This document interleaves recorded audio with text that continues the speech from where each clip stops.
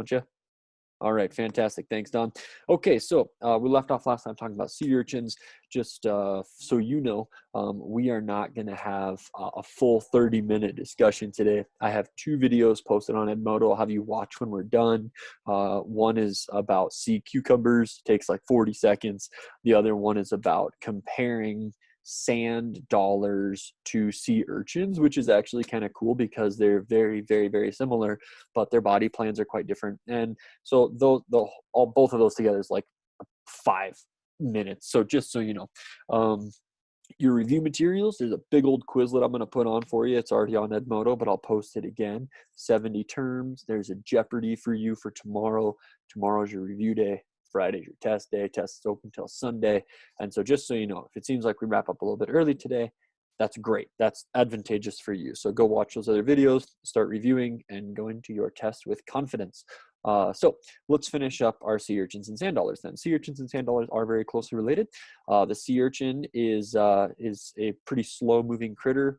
Mouth is on the bottom, spherically symmetrical, has long spines covering its entire body, and primarily it is a scavenger, which means it just eats whatever organic material it can fit into its tiny mouth, which arguably you could say that about most of the critters that we've talked about so far. The spines are going to protect them from most predators. There are a few animals that will eat sea urchins. Otters will eat sea urchins. Starfish will try to eat sea urchins, and the damselfish, which I think is quite cool because what a lesson in patience, will sit there and bite off every single spine. When all the spines are bitten off, then they will eat sea urchins. And if you count us, then humans also eat sea urchins. I've never had one. I've been told they're quite good, but essentially you cook them, crack open the middle, and you have a gelatinous something in there that you can eat, I suppose. So anyways, here's sand dollars. Sand dollars are super cool. They are covered in teeny tiny spines all over the edge of their body. They're not nearly so large and intimidating as the spines of a sea urchin, of course. Every little spine is movable, so they kind of move along the ocean floor, sort of like cilia, perhaps, on a bacterium. You can sort of compare it to that. So many small, movable, teeny tiny spines. They make a plate out of calcium carbonate. This is a very common ion to store calcium. This is the same ion you have calcium stored in, let's see, eggshells, Tums, those pills people take when their stomach hurts. Where else do we find calcium carbonate? Let's see, chicken eggs, Tums. Oh yeah, sidewalk chalk. Anyways, all of those places are calcium carbonate. And the cool thing about calcium carbonate, of course, is after the sand dollar dies, the soft, squishy body is, of course, eaten away by bacteria, and the spines are eaten away by bacteria.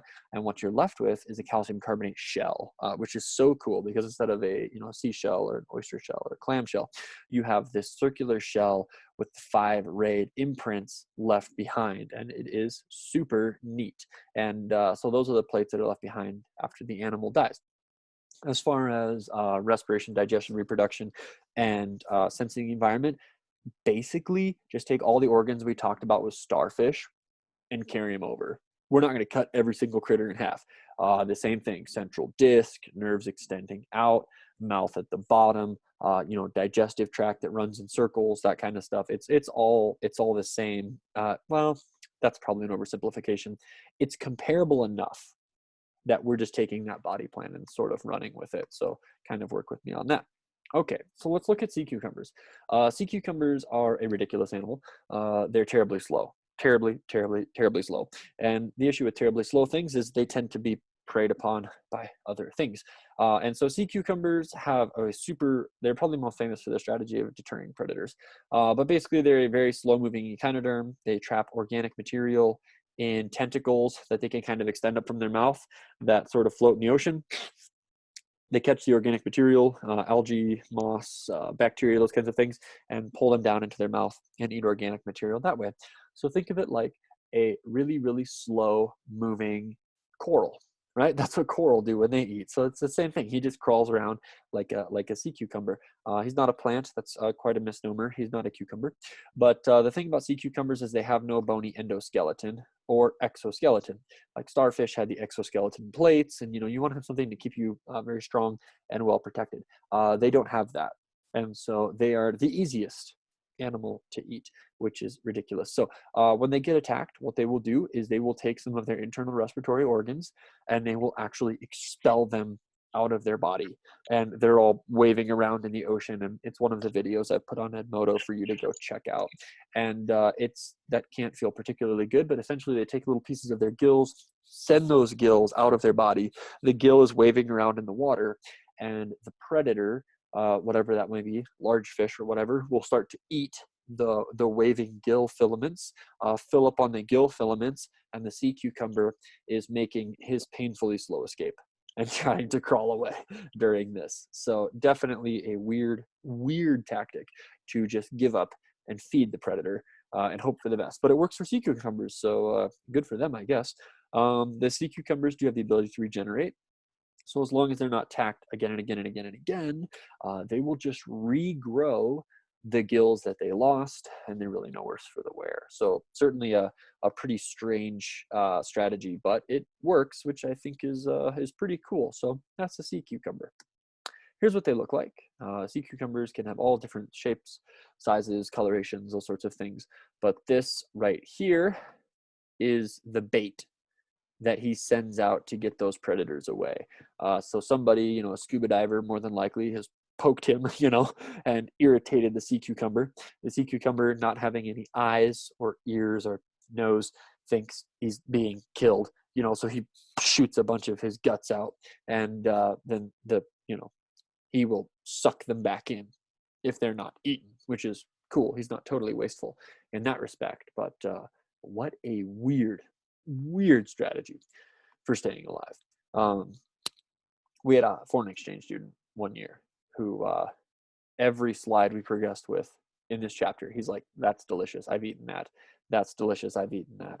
And when we got to the sea cucumber, he says, that's delicious, I've eaten that. And it's really expensive. And I said, you've eaten a sea cucumber? And he's like, yeah. I'm like, what's it like? And he goes, it's chewy, but it's like a high quality kind of chewy. So I was like, okay, that's going in the notes because I don't want to forget how ridiculous that sentence is. I just love it. It's a high quality kind of chewy. Oh, okay, whatever. So the next critter I'd like you to take a look at here, and these are kind of bonuses. If you don't commit these to memory, it's fine. I'm just showing you a little tiny snippet of the ridiculous diversity of invertebrates that we have in the sea. There's another animal called a brittle star. Now, brittle stars are a lot like starfish, except for that their arms, which aren't technically arms, they're rays. Their rays are very, very narrow and fragile. And so essentially, if they're attacked, they can break off an arm pretty easily, give that up to the predator, and regenerate that arm later. They're also much faster than starfish are. So it's just a slightly different variation on that starfish design, but kind of a cool animal at any rate. Okay. Now these ones are super weird. This is in the bottom of the ocean. We don't normally see these because of the crazy depths and pressures and freezing cold temperatures at which they live, but these are called basket stars. Basket stars are way too strange. Essentially, this is a basket star coiled up, eating what he's caught. He has a mouth in the middle, central disc in the middle. He is, of course, radially symmetrical, like we've seen before with these other echinoderms. But when he eats, it's like a really slow trap. Here's his trap opened. Okay, so at night, he just opens up all of these tentacles that are kind of look like a feather, right, or a frond from a fern. He opens them all up, and little bacteria and plankton and microscopic organisms get stuck in those tentacles as the night progresses, and then he very, very, very slowly starts to fold them in, and he folds them in so slowly that the organisms who are motile don't really know their environment is changing. Like, he's folding up over the period of hours, not minutes, is my understanding. And so he just kind of folds in more slowly and more slowly and more slowly and more slowly until he starts to throw kind of coils on these microscopic food particles. And at the end of the night, all of his tentacles, rays, are in at his mouth, at his central disc. And so he has essentially captured all of this food and transferred it to his mouth. very, very, very slowly. So kind of another really weird design on how some of these ocean invertebrates are catching food. He's not really moving much at all, which is really interesting. So it just kind of sits at the bottom of the ocean, and that's how he catches his food. Okay, now for some other variations on these designs, and these are just sort of fun additions. There's sea lilies and feather stars, and these just look ridiculous. But sea lilies, essentially, they're free swimming when they're very young larvae, like most of the designs that we've seen in this chapter. When they're an adult, they are actually stuck to the ocean floor by a stalk. They look a lot like a plant. But they're not a plant. They're an invertebrate animal. They feed on very, very, very small food particles that land on their ciliated arms, and that's a sea lily. And then there's feather stars, and feather stars are a lot like brittle stars, except for that their mouth is up on their back, that's a very different design. They're also pretty good at moving around, able to crawl, able to swim, and so that's a cool feature they have as well. And so that's sea lilies and feather stars, strange animals by any standard. This is a sea lily, that's a sea lily, that's a feather star, that's a feather star. And so you can see this sea lily, it looks like perhaps a sunflower plant, maybe. So he's got this stalk right here, he's got a little base here and a long skinny stalk, and then he's got all these tentacles kind of protruding up to capture food as it floats by. So just imagine he's, it's an oversimplification, but he's a starfish on a stick, right? That's what he is. He's a starfish on a stick. And he can just catch food that floats by. And then here you have your feather stars, pardon me, moving around just like a starfish would.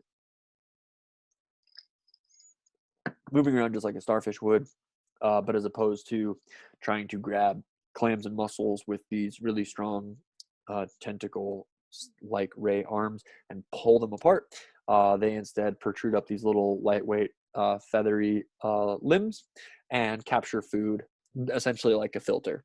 And so there's pretty much the rule for ecosystems. If there's energy in an ecosystem available, there's going to be an organism that's there to catch it, right? That's like ecology 101, is that empty niches do not go unfilled.